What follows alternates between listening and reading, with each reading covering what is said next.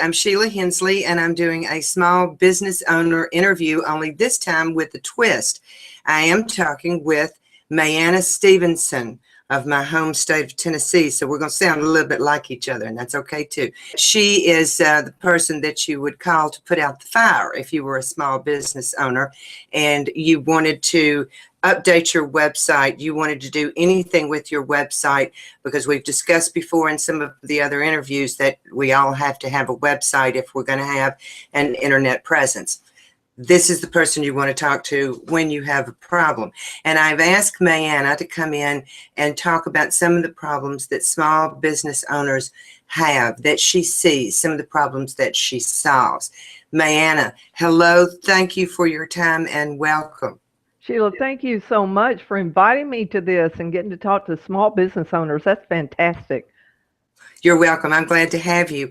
We have businesses that are brick and mortar, like I was, that had to move from brick and mortar to an online presence and manage both. So give us your top things that you would like them to know to avoid any problems. Well, I think that's very important for what you said about brick and mortar having to move online, because these days, if you're not online, you don't exist. People are looking for things locally. They're looking on their phones. They're looking online just to even find their local shops. So even if you have a brick and mortar, you have to have some sort of presence. Even if you don't have a full-blown website, you need to have a property that you own in some way, so that it's not just Yelp, or it's not just the yellow pages online or things like that. You want to have your own. But saying that, you do want to get hooked up in these other directories. And if you do, people are a lot more likely to click on the ones that have a website link and learn more about them. So it's really important for you to have some sort of property, even if it's just a one-page, hi, here we are, this is what we do, here's a link with a map kind of thing. I've heard Johns refer to that as a brochure website. Exactly. And it's really easy to maintain that. That's right, which is basically what I have as a real estate school. So the information I have on my website, mainly my phone number, the map shows where I am, because they want to know how close I am to them. They want to know how to get in touch with me, and then they want to call me, and they really, really want me to answer the phone. So my website serves that purpose. Now, I may have to send them back to look at information that I've posted there that I want them to know, but they're not looking for that information when they go to my website. They're looking to find me and what I do. Is that what you're saying? Exactly, that you have to be found. That's the whole point of it today, is make a way for you to be found. And just being listed in somebody else's directory is not good enough, because you don't have any control over that. And SEO, search engine optimization, is something that you want to do on your site, especially if you're local, to make sure that local people are finding you. Now, you can take that to the nth degree. You can have just one of these brochure sites that has core material on it, core pages about your business. Stuff doesn't change much. You can have your hours of operation, like you said, your phone number, an email address, contact form, whatever it is that you're going to do that way, and keep it super simple. But you need to be on a platform where you understand what's going on with that brochure. Here's a great example of that. And this is where you really need to spend your money up front getting educated first, instead of going for the quick and easy. Because, yeah, easy in costs you a fortune to get out of it. That's where you put out those fires, because I know you have talked to people who have gone cheap. They thought they were okay, and then you have to come in and pull them out of the fire because, uh-oh, things are going wrong. I don't know how to do this. People are looking for easy setup, cheap and easy. That comes back to bite you in the butt later, is really where that is. There is a catch to it. Another thing is, if you get your branding tied up in these sites, you can't take that look with you. It's not a theme that will come with you or transfer anywhere else if you're ready to grow. It's really important for you to pick the correct platform as much as you can the first time around. And the only way that you can do that is to get educated on it. And it really doesn't take that long. It's find your need. There's everything from Wix to Blogger. Blogger's free. You can do some amazing things on Blogger. It's backed by Google. It ain't going anywhere. And you can do a lot of local SEO, and you're done. You just leave it. You're not blogging. You leave it as a static site, and so you're okay. And then you can come all the way up to a full-blown CMS, which is a content management system like WordPress. Now, there are others too. But if you're not going to be blogging and you're not going to do anything but a static site, that's probably overkill for you. Now, there's a lot of neat things you can do. You don't know when and if you're going to grow. So if you start out with a WordPress site, and I'm asking, I don't know, but if you start out with a WordPress site, you have the ability to grow and to add plugins and to do things properly. What's your thoughts on that? Get out your crystal ball. You see how well you're going to do. But what comes with WordPress that doesn't come with some of these others, like probably Blogger and a few of the others? They do all that maintenance for you. There's no security issues. There's no performance issues. There's nothing for you to keep up with that. No backups, no worrying about getting hacked, that kind of thing. So there's a lot of management costs that go off the table if you start with something like Blogger.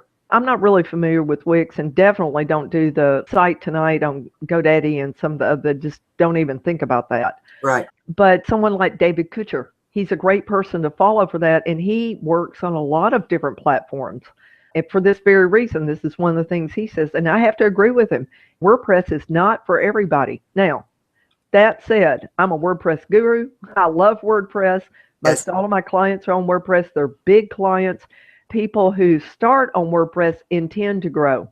Right. And they intend to make the most use of that. And they've gotten some education about what a website can do for them. A lot of folks get all caught up in the looks and say, no.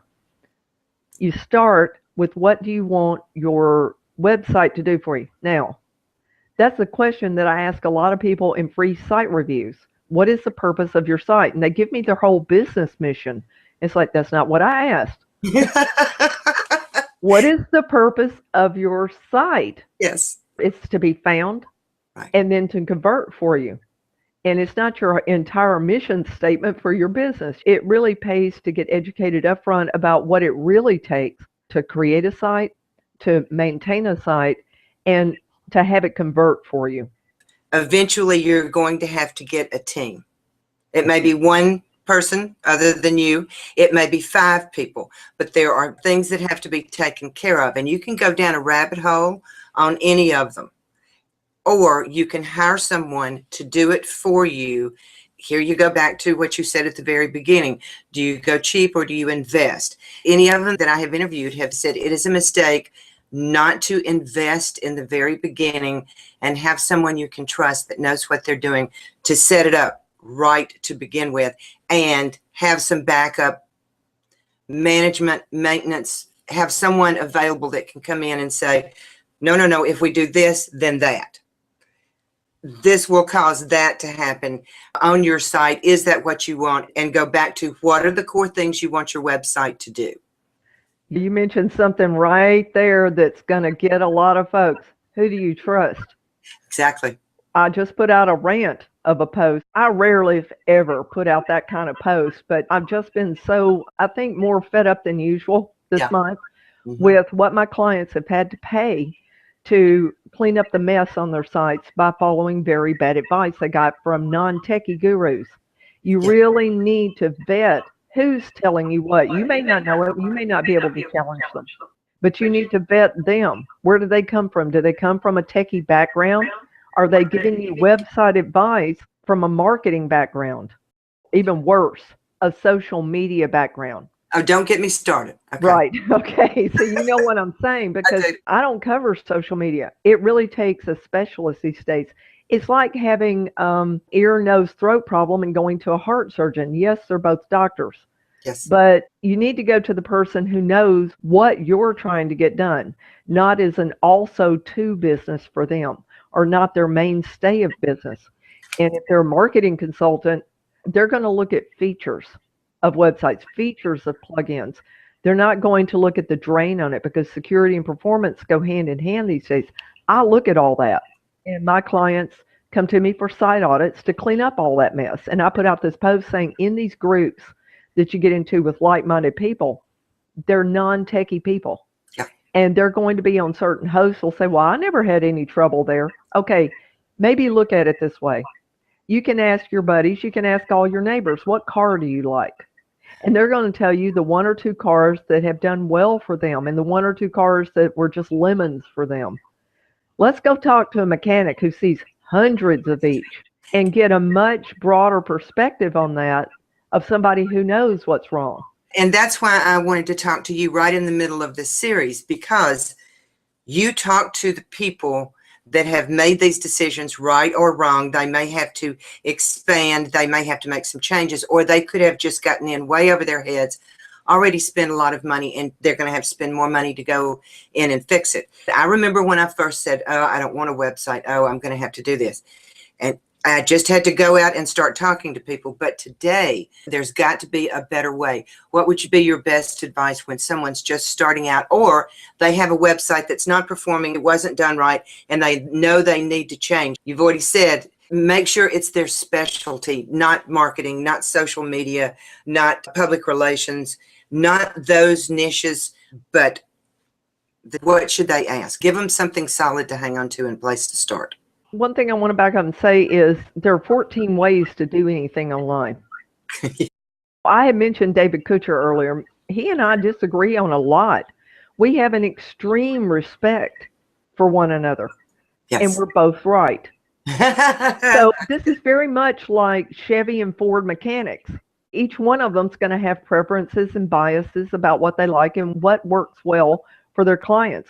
And so if you went to David Kutcher and asked him something, then came to me and asked me something, we might have a difference of opinion, but all it's going to do is confuse you. Now, if you tell me, David told me so-and-so, I would say, he's right. And here's another way of doing it. I'm not going to disagree with him because he's been in this business as long as I have. He answers to the same kind of clients that I do. And we are going to have a difference of opinion on some things. There are a lot of things we agree on. So I know he won't mind me poking on him for this because we have openly discussed the things that we disagree on and the things that we do agree on.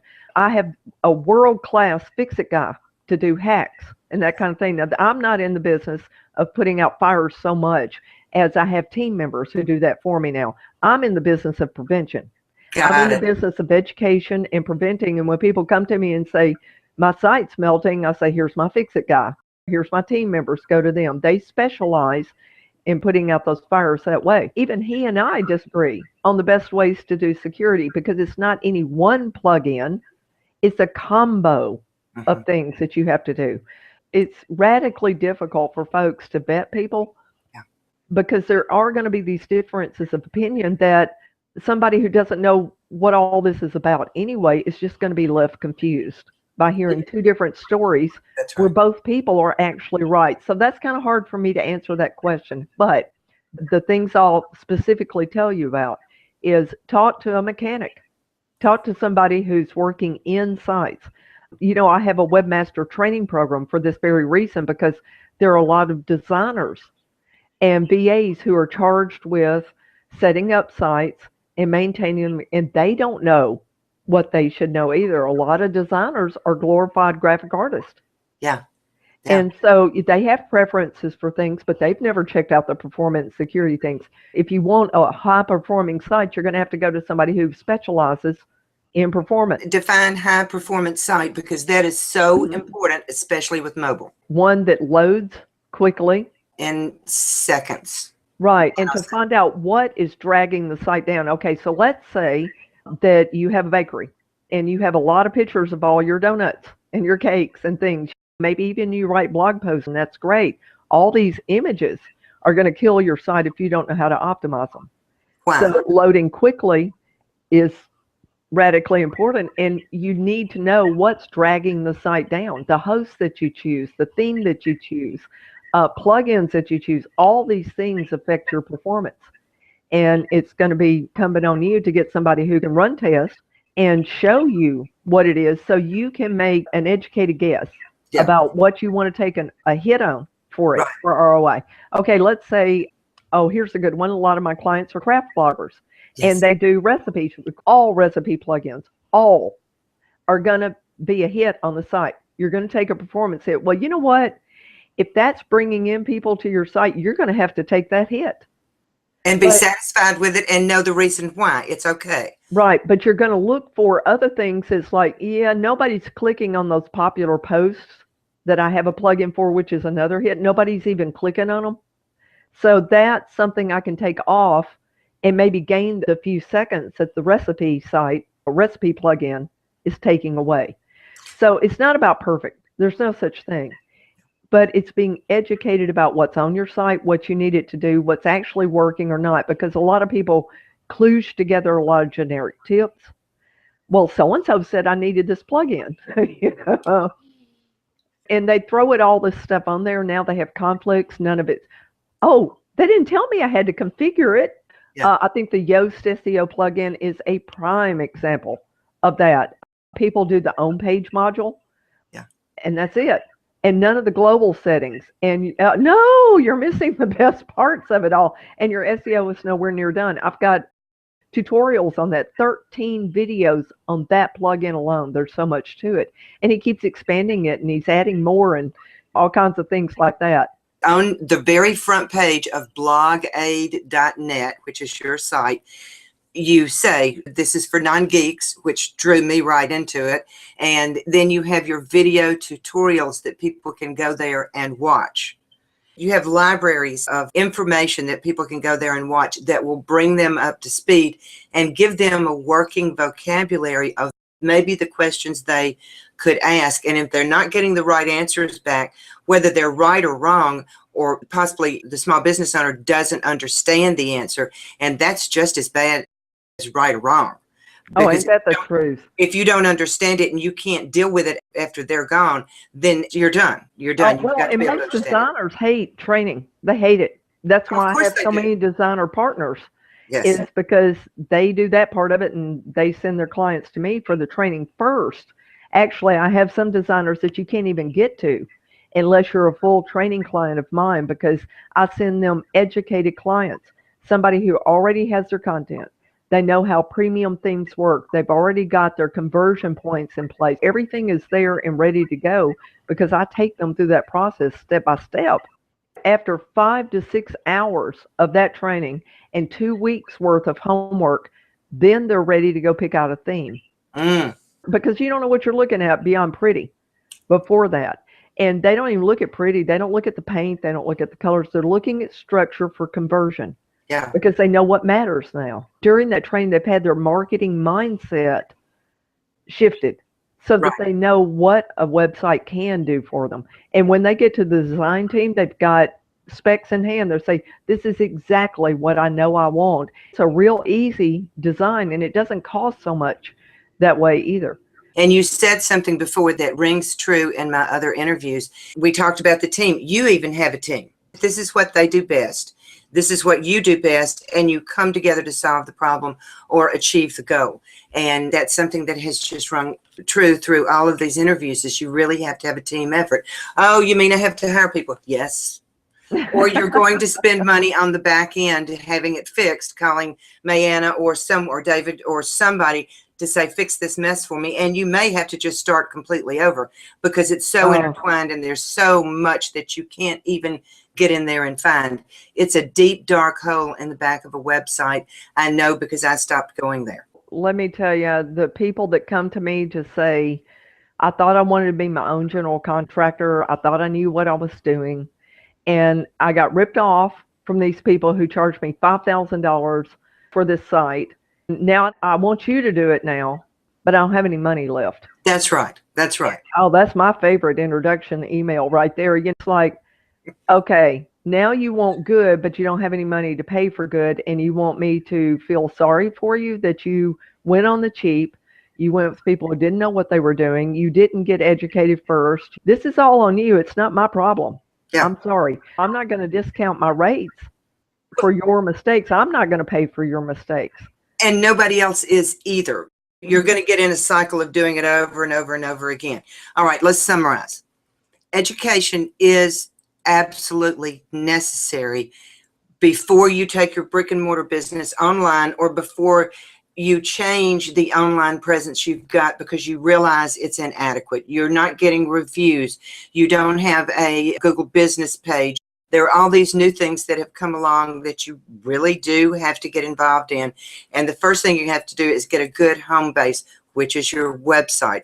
Whether it's a brochure site or a static site, it's still got to be good, because everything you do is going to flow people back to your contact form to call you to get the information that you're talking about on your post or your marketing or that kind of stuff. So they really do have to educate themselves, and they can get that education on your site, blogaid.net. Am I correct? Do you recommend that? Yes, absolutely. And you want to look for someone, whoever you hire, that specializes in exactly what you're doing. If you want that one-page brochure site for a local store, you want a designer or a team that specializes in that very thing. That's right, because you don't want them building this big, huge site for a donut shop or a florist or something like that. When you're uploading pictures, if you have a florist, if you have an art gallery, and most of your product is in digital picture form, when those things are uploading, is it compressed? Yeah, you need to optimize before you ever upload. And display size and file size are two different things.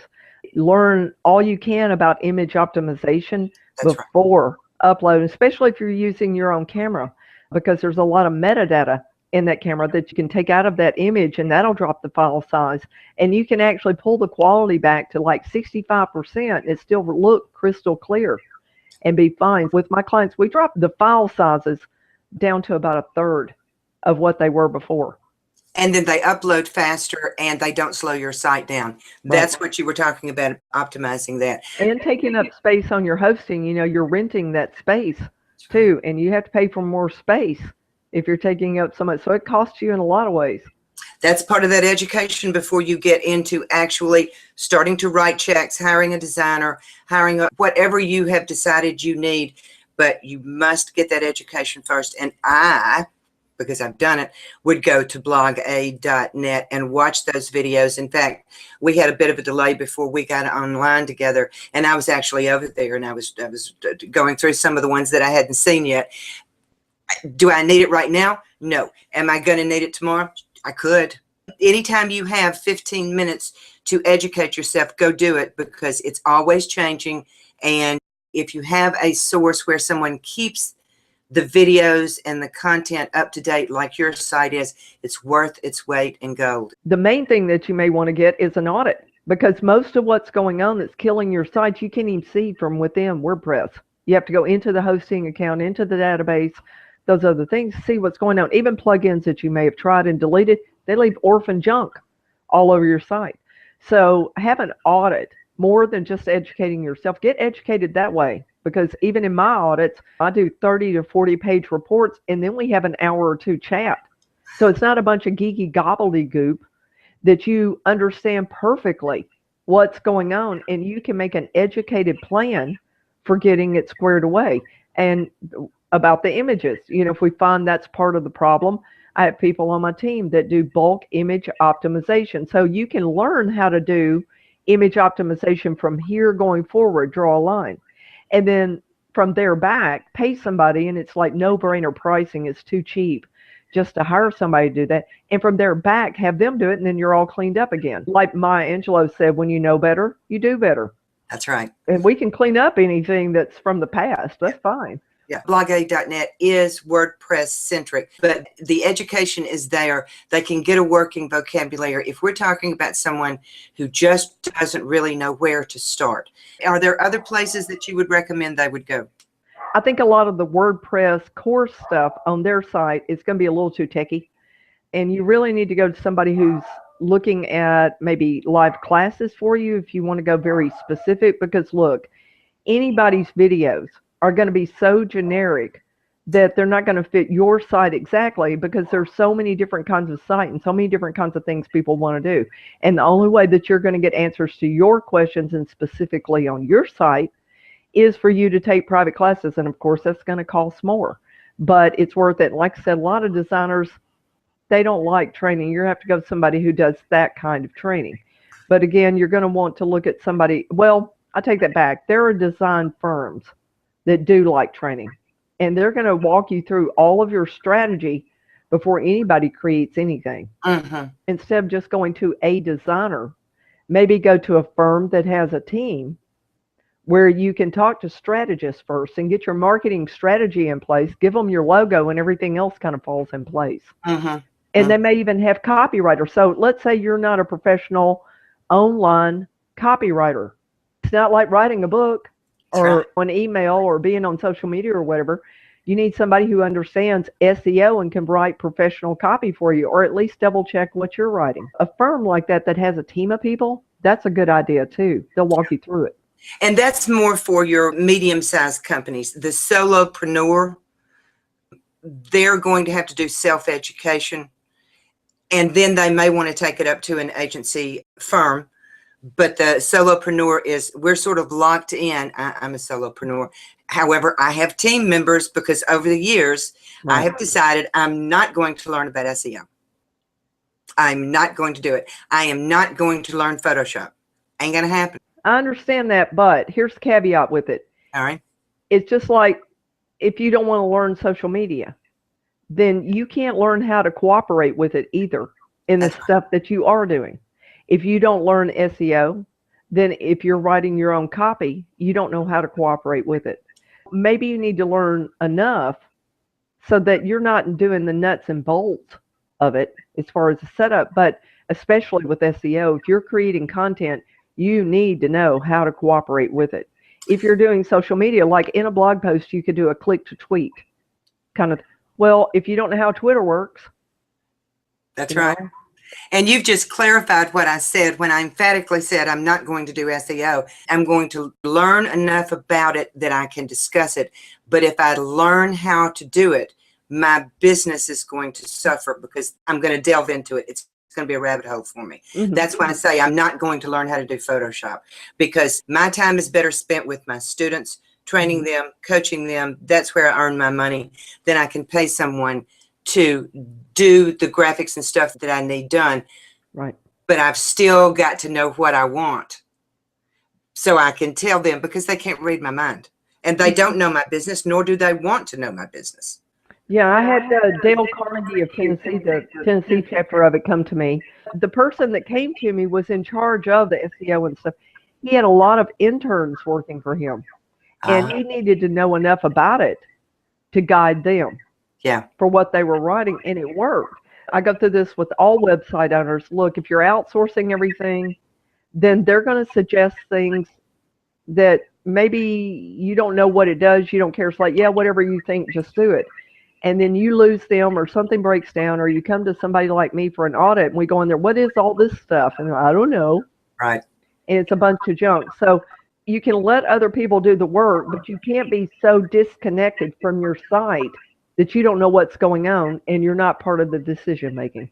It all goes back to the education, exactly what you were talking about. Mm-hmm. And that's what you do. You educate the people before they start working. We didn't realize we were going to have to educate ourselves on everything. And yes, you do, because you're running your own business and you have to make these decisions. You're going to make bad decisions if you don't have the right information that fits you.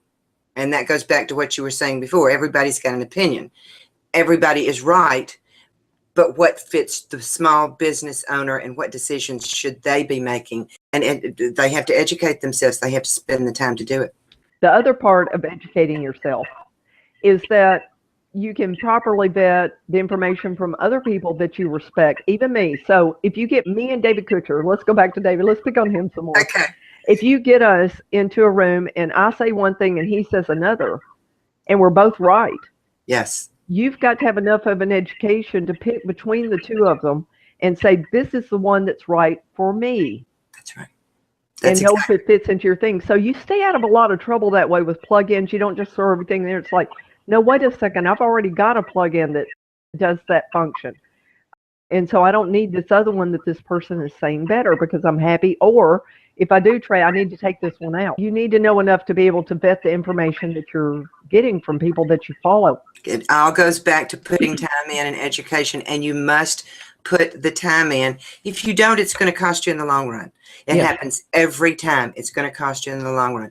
You might as well spend your time productively and effectively learning what you need to know. You know your own business, but now you've got to put it together with a digital footprint, how you're going to do that, and make a plan and get some help, get some really good advice. A lot of it is reading. How much do we read every day, MaAnna? I follow 80 blogs a week Ah, just to keep up with this industry. And yeah, that's just my part of the industry. That's not social media. That's not graphics. That's not the things that I don't specialize in.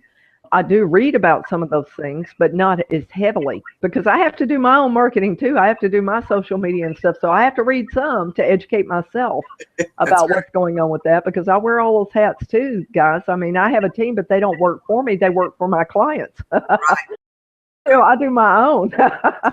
So I know But exactly how you feel. you had to know enough about it to choose those team members to serve your clients Right. and get the big picture brought in. It's amazing what I'm learning talking to, because you're a small business owner yourself. You not Right. only help small businesses, but you're a small business owner too. So you feel the pain Mm. and you're not backing out from it. You're telling us the truth, which is I knew exactly what you were going to do. There are not enough hours in the day for me either. There's always more to do than I could possibly do. And I do outsource a little bit, but not much. I try to get it all done myself. And Yeah. people say, well, you're sitting there at your computer all day doing it. It wasn't always that way. I had a day job before that I was able to get into this full time. And I've been doing this for years and years. Well, look, 16, 17 years at this point, but it wasn't a full-time position until I decided to make it one. Right. And that required wearing a lot more hats, doing a lot more education, learning a lot more about it. It's hard to find the time to do it and even to stay involved at any level. Now, I've got clients, just a very small handful in their niches, they're big leaders. And so that keeps me on the leading edge of those niches too by working with their site. So it's a win-win for us. I don't do it just for maintenance purposes because gosh no, I see a lot of that as it is already. I don't need it for that. They want to stay informed, and one of the reasons they want to work with me is because I'm constantly keeping them 3 months ahead of the curve of what's coming. That's what somebody should be doing for you, not just maintenance like, oh, there's a plugin update or WordPress right now is updating. As a matter of fact, you don't want to update. You don't necessarily have to hire a team. There are things like managed hosting now, and what I was saying about Blogger. Yeah. Don't worry about any of it. That's one of the reasons to go that direction. Is you never worry about any. There are no updates. There are no broken anythings. All that goes off the table, and it gets a lot cheaper to run that site. I had a very prominent real estate agent in Connecticut say that somebody said, why are you on Blogger? And she said, if it's good enough for Seth Godin, it's good enough for me, because Seth Godin has been on Blogger forever and no sign of him changing. Yeah, but he's not local. So very different kind of thing. But yeah, that's right. And there are a lot of people that are on Blogger that are local. What do you mean by local? That confused me. A brick and mortar?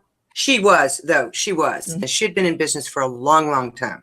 So her business was established. She wasn't trying to build it up. You have entrepreneurs leaving full-time jobs or losing full-time jobs, going into business today, and they have a very high hill to climb because they've got to educate themselves. They've got to develop a business. They've got to do all of it at one time, and they really need some help.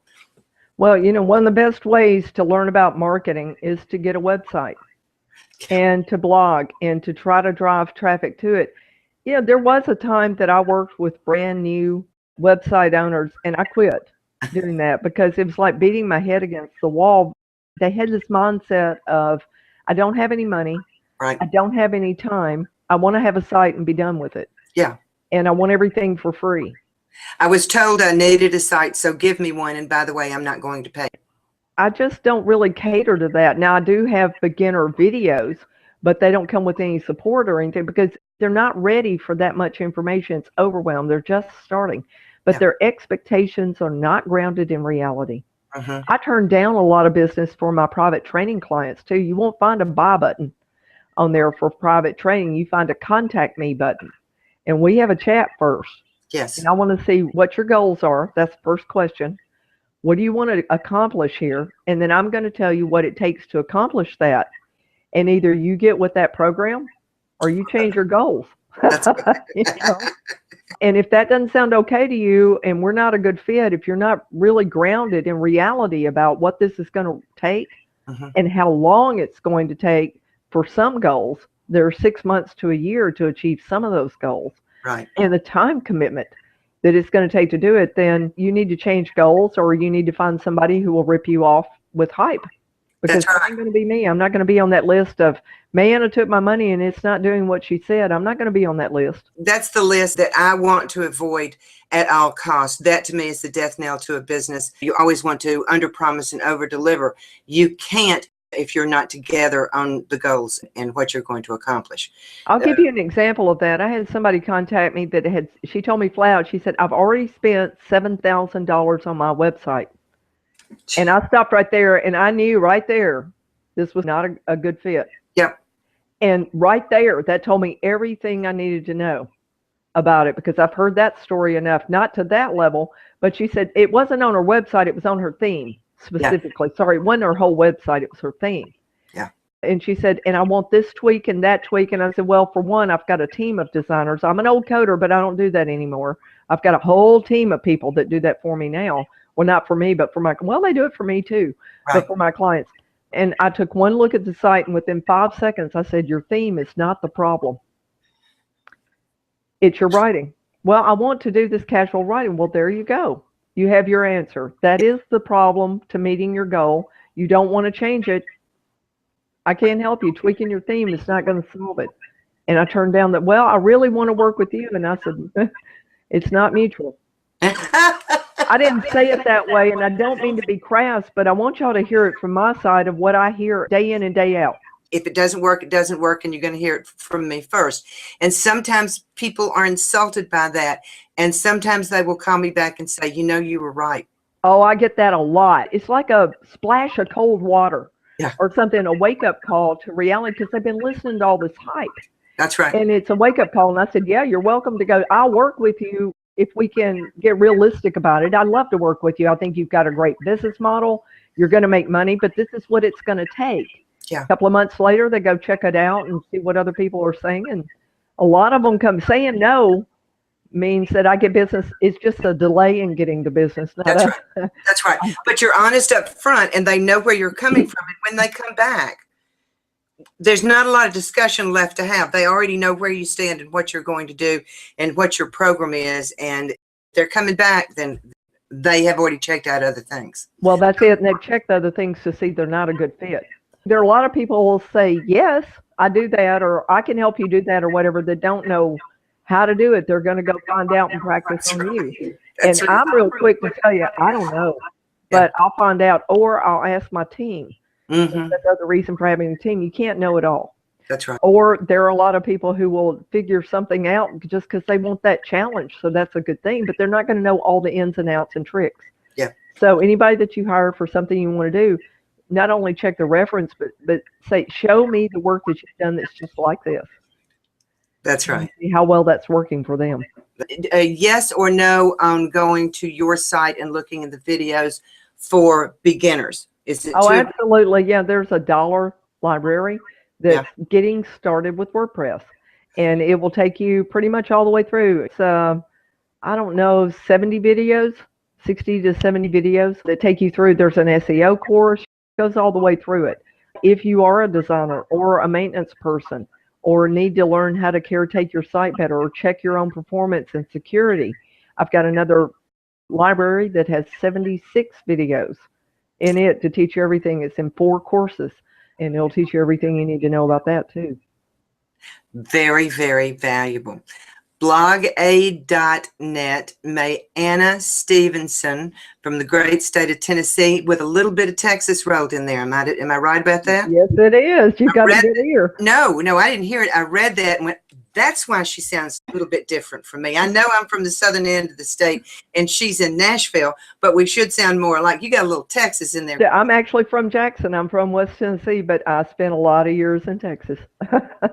Did you really? Mm-hmm. I went to college in Jackson, Tennessee. We have a lot in common. I've been wanting to do this interview or talk to you, and now it's in the form of an interview. I've been wanting to talk to you one-on-one for a long, long time. I can't tell you how I appreciate this time, your time. I know you're busy, and you've given me this time and the people who are watching this video. So thank you, MaAnna. I appreciate you asking. Be glad to come back anytime.